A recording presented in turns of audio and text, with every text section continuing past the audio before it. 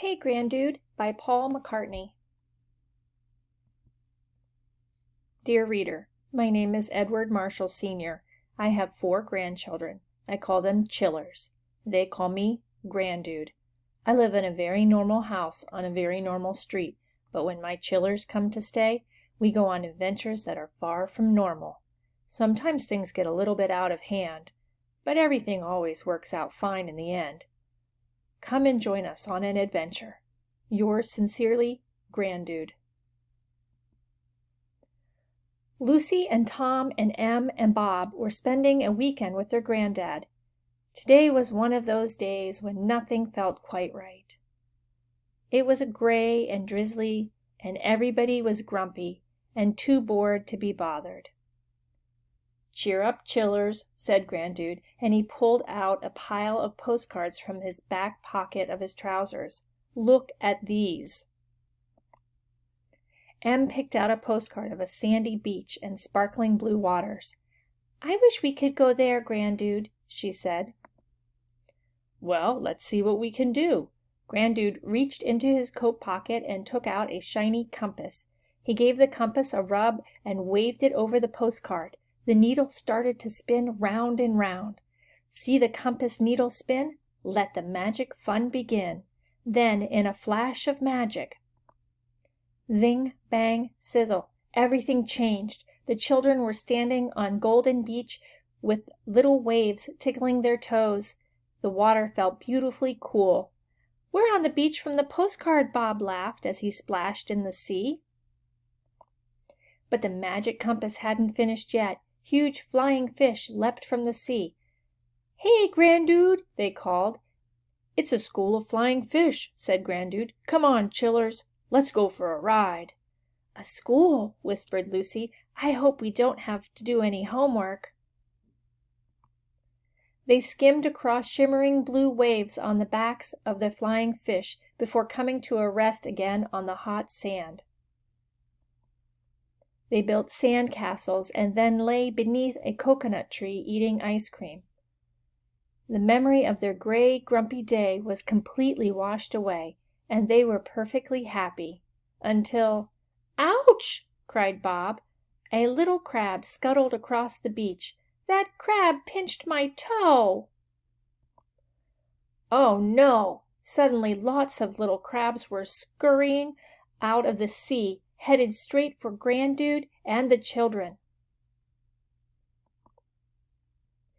"Hey, Grandude," said Em, "can we go someplace a little less—" "Pinchy? Yes, I think we better hop to it," said Grandude. He quickly waved the magic compass over another postcard. This one had a picture of a cowboy. "See the compass needle spin? Let the magic fun begin." The magic flashed and sparkled, and once again— zing, bang, sizzle, everything changed. Grandude and the children found themselves in a desert valley with spiky green cactus. A cowboy galloped towards them on a beautiful spotted horse. "Hey, Grandude," called the cowboy, waving his hat in the air. "Wow, what a handsome Appaloosa," said Grandude, admiring the horse. "Appaloosie?" asked Em. "No, that's the kind of horse it is. It has nothing to do with me," said Lucy. Grandude gave a whistle, and 5 more horses came galloping up. He helped each of the children onto a horse, and they raced together through the valley. "Whee!" cried Bob. "Faster!" yelled Lucy. But what was that cloud of dust on the horizon?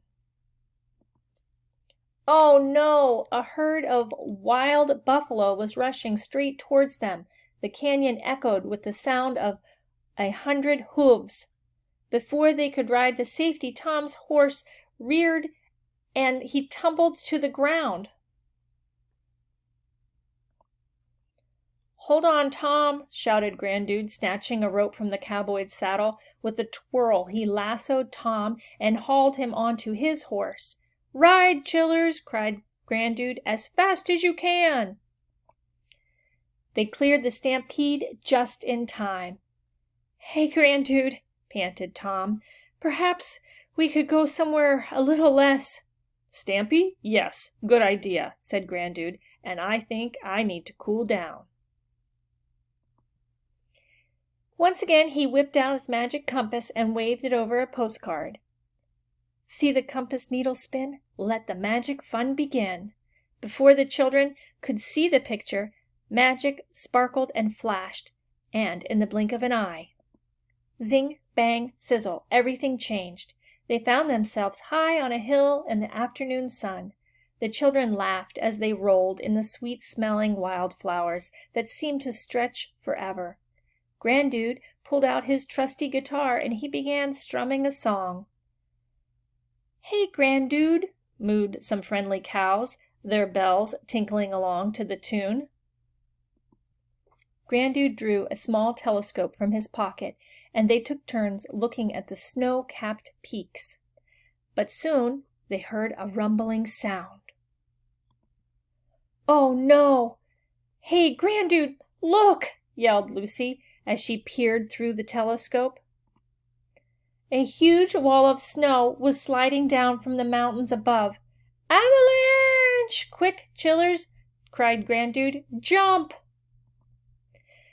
Just before the wave of snow reached them, Grandude and the children leapt onto one of the cows. Up, cow, up! Cried Grandude. Magic swirled from the compass, lifting them all higher and higher off the ground, sailing them safely through the sky with the sea of snow rushing beneath them. Swiss cows are exceptionally good flyers, said Grandude. Now, riding a flying cow is a lot of fun, but it had been a very long day.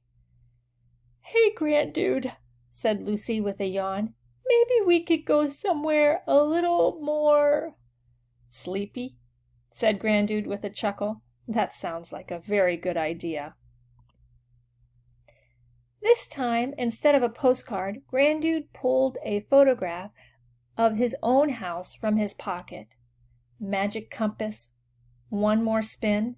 It's time for bedtime to begin.